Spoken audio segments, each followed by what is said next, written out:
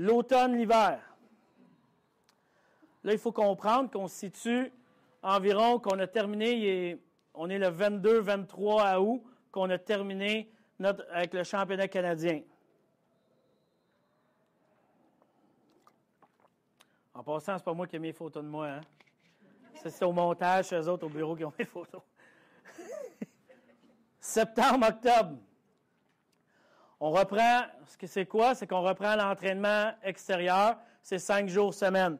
Fait qu'aux alentours du 10-12 septembre, normalement, on laisse 2 semaines et demie aux joueurs pour refaire le plein. Fait qu'on recommence notre cycle des entraînements extérieurs. On reprend les entraînements intérieurs. Le nord-est des États-Unis, puis tourner sur la côte est des États-Unis. En gros, c'est quoi? C'est qu'on avait 2 équipes qui roulaient à temps plein. Mais quand je dis 2 équipes, c'est qu'il y a des joueurs qui jouent avec nous, qui ont été placés sur les collèges américains, et ainsi de suite.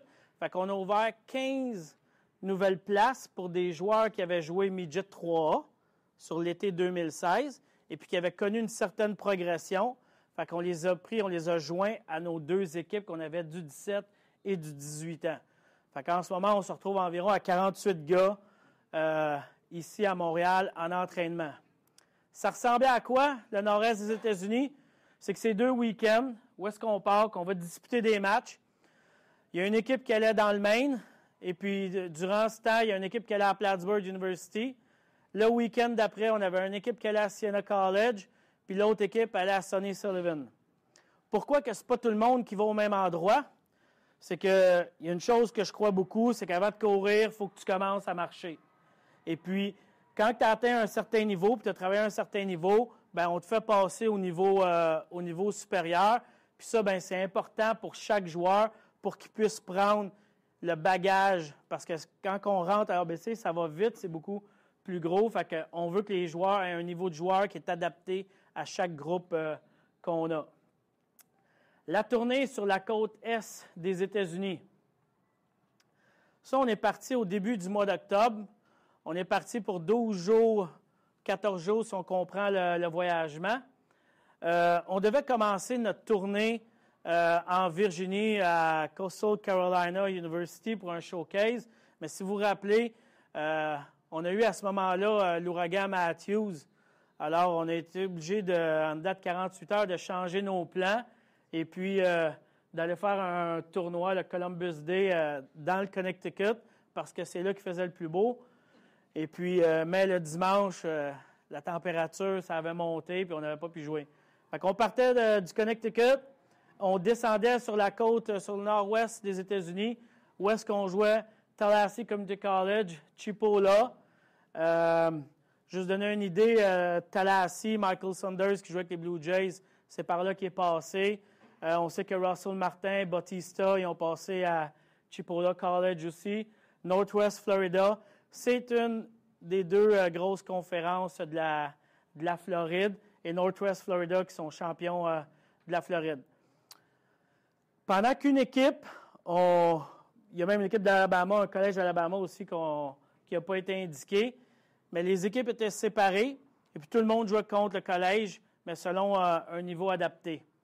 Ce qui est important, c'est que les 15 joueurs qui venaient de rentrer avec nous au mois de septembre, ce qu'on voulait, c'est de leur permettre de se faire connaître et qu'eux aussi, on puisse faire une prise de données sur leur nom, qu'ils puissent jouer un petit peu dans des tournois comme que ceux du 17 et du 18 qui avaient déjà joué. Fait qu'on est allé faire le tournoi Under Armour, qui était sur 2 jours en Floride avec Showcase. C'était à Saint-Pétersbourg. Pendant ce temps-là, ben, on avait une équipe qui jouait à Saint-Pétersbourg College. La tournée s'est poursuivie à IMG Academy pour les mêmes gars qui venaient de rentrer. IMG, c'est la plus grosse école privée de sport des États-Unis. On parle où est-ce que Eugénie Bouchard, Serena Williams, tous les grands noms, André Agassi, tous les grands noms du sport américain s'entraînent. On a fini ça par Duke University et puis North Carolina State. Pour vous donner une idée, c'est 2 équipes qui sont classées dans le top 30 des meilleures universités américaines. Il faut juste se rappeler aussi qu'il y a 1 an, on était nulle part, on n'existait pas. Novembre, décembre, janvier, qu'est-ce que les gars font? Là, on y va vraiment en entraînement en salle de musculation. C'est qu'on rentre dans le spécifique à fond. C'est 4 jours par semaine d'entraînement. C'est intensif. Les lanceurs sont avec le coach de musculation.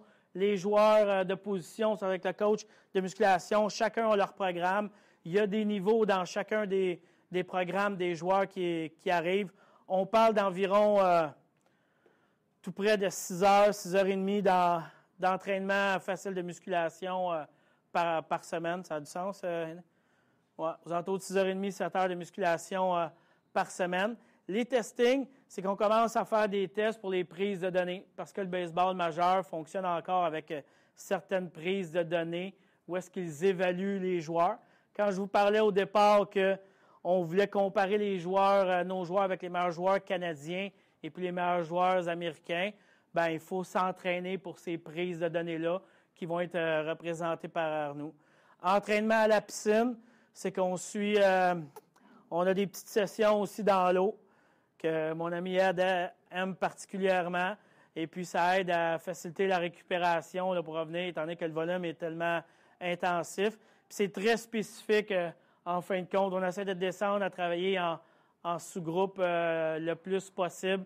On veut éviter des situations d'être 30 gars en même temps là, dans un gymnase. Mars, c'est la fin de la préparation intérieure. C'est le voyage en Floride, partie high school, junior college, équipe professionnelle affiliée.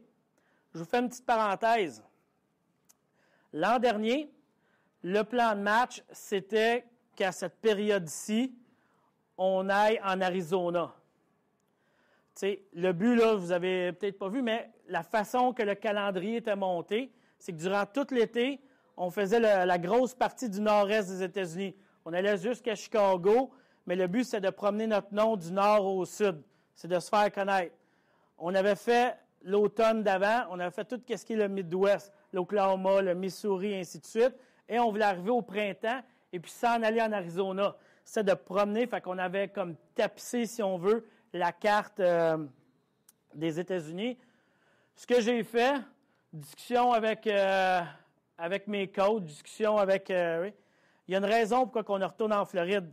C'est pas parce qu'on n'a pas de budget pour aller en Floride. D'ailleurs, on devait aller comme 10 jours en Arizona, puis on va 15 jours en Floride.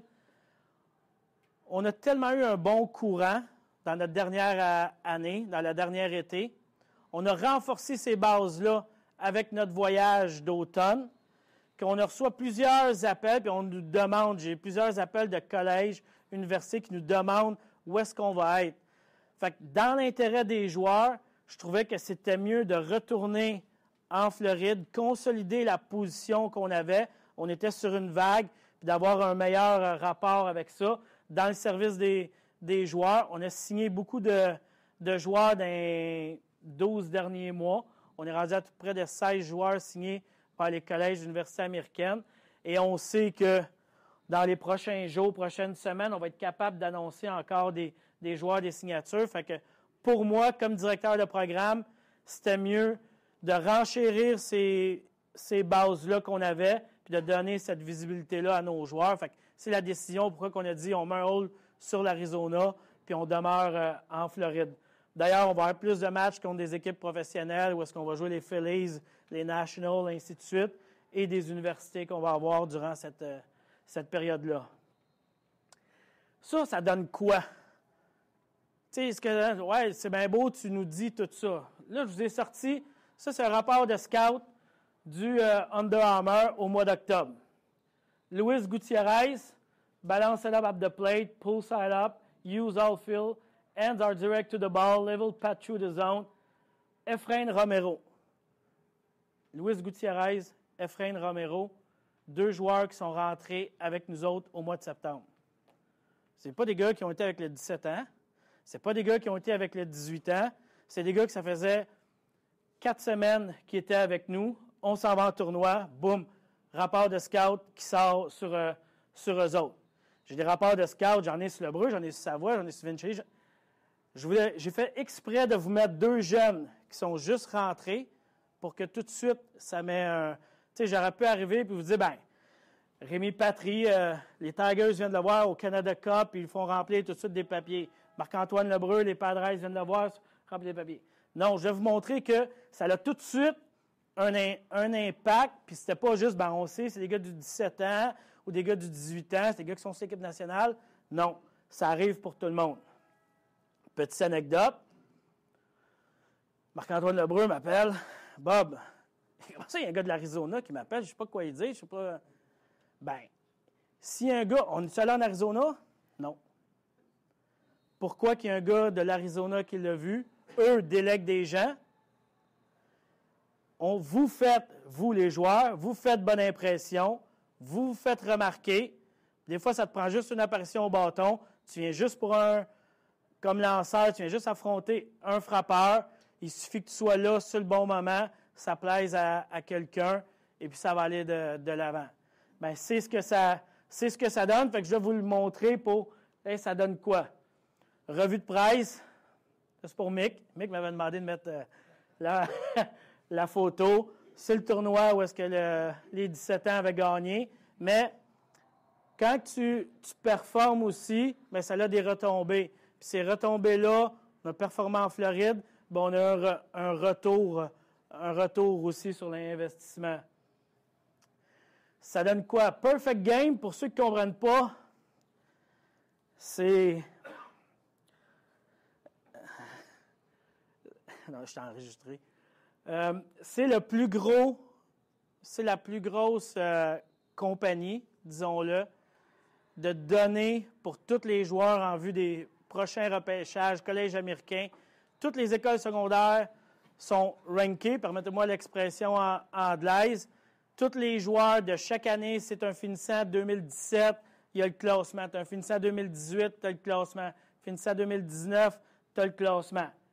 Fait que je trouvais ça intéressant que quand on est commencé, puis eux, ils publient seulement que le top des 150 meilleurs programmes aux États-Unis. Et puis, dans les données, ils ont enregistré le top 500.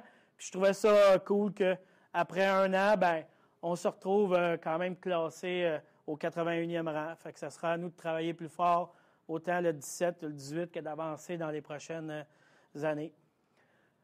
Ce que ça donne aussi, c'est que c'est une couple de joueurs qui sont engagés. Brookman s'en va à Seminole State, Sierra Chipola, Julien Auburn, Bédard, Colorado, Major Guimond qui viennent de partir. On a parlé de Beauregard, de Ortiz, Grondin au Texas, mais c'est des gars qui sont plus dans vos braquettes d'âge que vous connaissez, qui sont partis et qui ont eu un résultat. Et comme je vous dis, il y en a d'autres qui vont arriver.